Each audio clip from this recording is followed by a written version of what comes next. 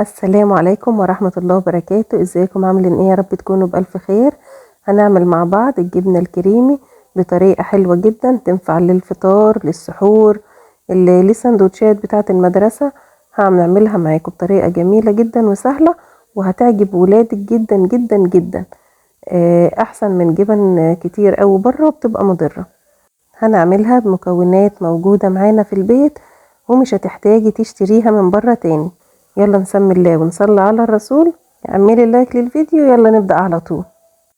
عشان نعمل بقى الجبنة الكريمي الجميلة بتاعتنا، هحتاج معايا ربع كيلو من الجبنة القريش، ومعايا معلقة صغيرة كده من الزبدة لو متوفرة، يعني هي مش أساسية معايا نص كوباية من الحليب، ونص كوباية من الزيت، معلقتين كبار من اللبن البودر، ورشة بسيطة خالص من الملح، يعني ربع معلقة.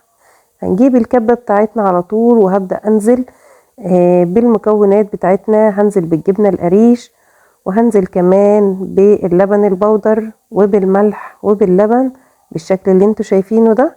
هنزل كمان بمعلقة الزبدة، وهبدأ أضرب كل ده مع بعضه كويس جدا جدا. بعد ما اتضربت معايا كويس قوي كده، لقيتها قوامها تقيل جدا. بدأت أنزل عليها بربع كوباية كمان من الحليب، عشان أخلي القوام بتاعها يكون خفيف شوية. وبعد كده هضربها تاني كويس قوي لحد ما تنعم معايا خالص، وتبقى بالشكل الجميل اللي انتوا شايفينه ده. وطبعا وهي بتتضرب بفتح كده عليها، وببدأ أقلب وأنزل الأطراف بالشكل اللي انتوا شايفينه ده، علشان تنعم كلها كويس، ما تبقاش الأطراف مش مضروبة مع اللي في النص. بقلبها كويس واشغل الكبة عليها تاني واكمل ضرب. بعد كده ببص عليها بلاقيها بالشكل اللي انتوا شايفينه ده. خلاص هي كده بقت جميلة جدا. هبدأ اقفل عليها كده، وهشغل وهنزل بنص كوباية الزيت اللي معايا.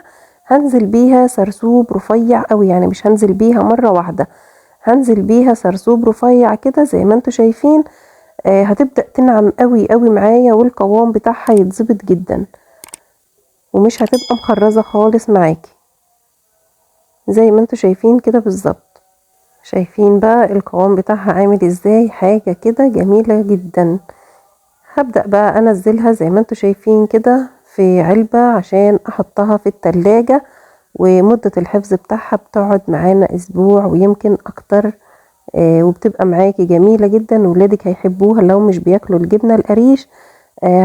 هتحبيها انت ولادك بالطريقة دي. جربيها وهتدعيلي. زي ما اتفقنا المكونات كلها اساسية معايا، ما عدا معلقة الزبدة، لو مش حابة تضيفيها مفيش اي مشكلة. ببدأ ازينها كده بحبة البركة، ولما بتتقلب بقى حبة البركة دي فيها، بتبقى طعمها حاجة كده خيال. ولادك هيحبوها جدا وهتعجبهم، وبدون اي اضرار. هتعملها لهم في الساندوتشات، او هنعملها للسحور، حاجة كده ما شاء الله. جرب الطريقة بتاعتي وان شاء الله هتعجبك جدا، وقولوا لي رأيكم ايه في الكومنتات. لو عجبكم الفيديو ما تنسوش تعملوا لايك وتشتركوا في القناة وتفعلوا الجرس على الكل، عشان يوصل لكم منه كل جديد. اشوفكم الفيديو الجاي بألف خير. مع السلامة.